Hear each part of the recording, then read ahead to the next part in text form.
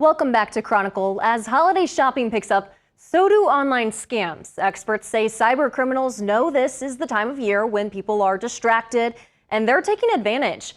KETV Chronicle's Connor Schmidt has what to watch out for and advice to keep your data secure.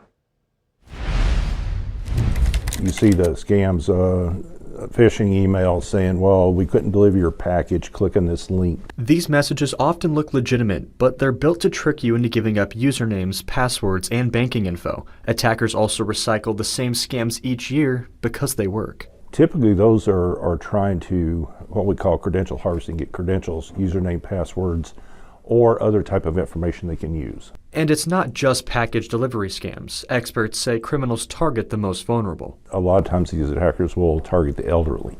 They'll pose as a grandchild or something like that, saying they're in trouble and they need help and they need money. From fake account alerts to random pop-up ads, if you weren't expecting it, don't click it. One of the things the public really needs to understand, if they get an internet link or a QR code in an email that they weren't expecting, don't click on it, don't scan it. Most likely it's pointing to malware. There are simple steps you can take to protect yourself. One of the biggest is to rethink your passwords. Don't use a password. A lot of people probably, wait a minute, use a passphrase. You can remember the phrase a lot easier. You can put complexity into that passphrase. And if you're traveling for the holidays, be careful using public Wi-Fi. Hackers can set up rogue hotspots that look real, but can give them access into your device. Well, if you're, say you're at a hotel or a restaurant, someplace like that, use a VPN. And what they could do, they'll set up a rogue access point. And an unsuspecting user will connect that rogue access point, and then they'll take over that person's computer. And as artificial intelligence continues to grow, so do the threats. The attackers are going to use that to try to make their attacks more complex and more difficult to detect. Spark says the best defense is cyber hygiene. Applying it both at home and work will help keep your data safe. Cybersecurity habits from home will follow the person to the office. So if they practice good cyber hygiene at home, when they get to the office, it's second nature. And then that way the company and their information is more protected. This holiday season, a few extra seconds could save you from losing money or your personal information. Reporting in Omaha, Connor Schmidt, KETV Newswatch 7. Connor, thank you. While all ages are targeted, seniors face higher risks and often suffer greater financial devastation with losses in the billions reported annually. We're talking about adults 60 years and older. Joining me now is Susie Fogarty with SmartGen Society. Susie, welcome. Thanks for having us again. Yeah, thanks for joining us. So SmartGen Society is taking steps to help the elderly avoid being scammed and being taken advantage of. What are some of these programs that you're doing? We are so incredibly grateful. Let's just, if I can, talk first about how we've merged with Lutheran Family Services.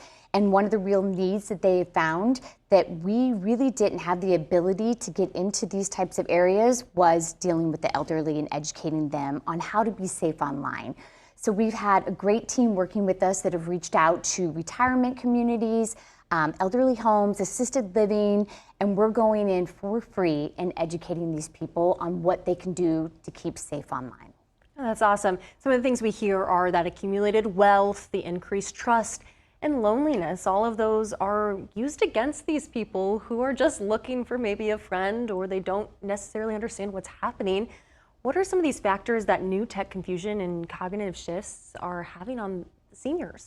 Well, one of the things we try to educate the elderly community on is do not always answer the phone unless you know who it is. Because a lot of times, I love that you brought up that they're lonely. So they'll pick up the phone and answer for anybody. And one of the scammers' techniques is, hey, Grandma, do you know who this is? And then the grandma just guesses one of her grandkids. And then they play on that role and play that character of that grandchild. And then most of the time, we'll talk to them for long periods of time, and we know that are extorting them for money. This has happened so many times over again. So that's one of the things. Really use that caller ID, but we also have to educate people that people can also use caller ID to try to scam you too. They can create numbers that look like numbers that you know. We also, today when I was in a session, I said it's really important for the elderly community too, because they're getting really important phone calls from their doctors, is that to save that number in your phone, so when they do call, it comes up in your phone. Sure, and for anyone that has an elderly parent or relative, those are important tips too as you're helping them set up their new phone. Maybe they're trying to be with you with the iPhone or the newest Android, whatever it might be. I know, with the elderly community, sometimes we dread that conversation of taking away their car keys.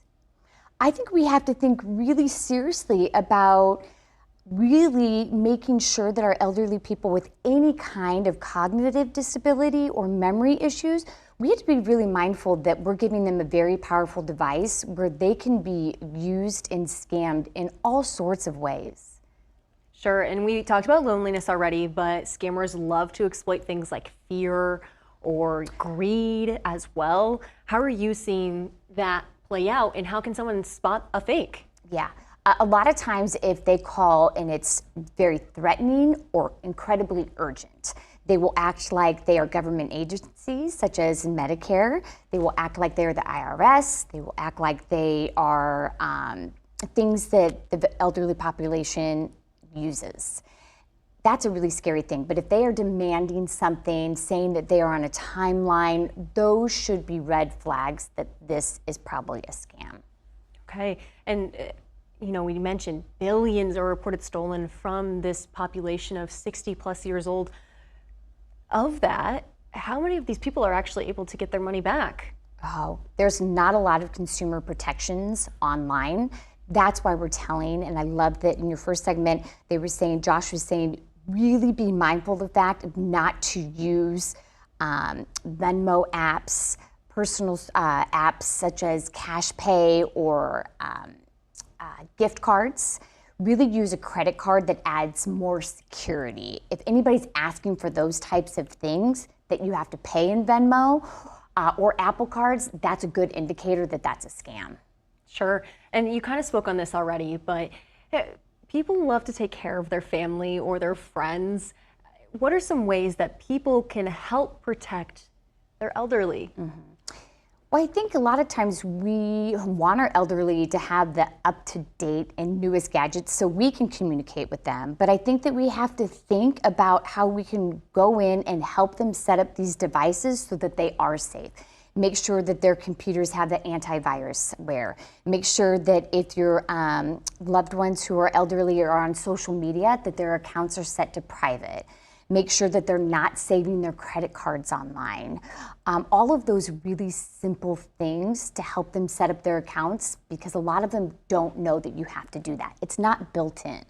Sure. And if somebody thinks they're being scammed or their loved one has been scammed, what would you advise them to do? Depending on the situation, if it's an immediate threat to their health or safety, definitely call the police. But if it is monetary, call the credit card companies, call the banks, make sure that you go to the source.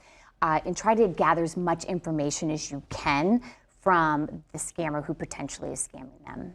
Sure, and like you already mentioned, a lot of times they're not seeing this money come back. So this scam isn't just happening once and it's like, gosh, that really stinks that happened to me. But it can have a lifelong impact for the rest of their lives or even on their families. Oh, you hear about elderly people clearing out their entire accounts for things. At this time of year, one of the really scary things is fake charities preying on our elderly, asking them for money.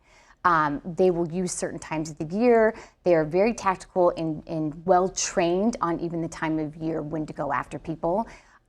So we just have to be incredibly mindful and do a really good job of educating our elderly on those things.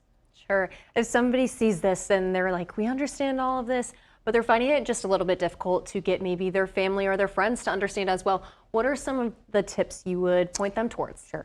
Reach out to Smart Gen Society. Let us help educate you. We have a digital wellness program that can work with families one-on-one to help them set up their phones, ask them what kind of devices that they're using to make sure that we set up the safeguards. But actually just be incredibly curious about these devices that you're using and make sure that all of those safety controls are set up on those devices. Absolutely. Susie, thank you so much for joining us. I really appreciate it. Thanks for having me.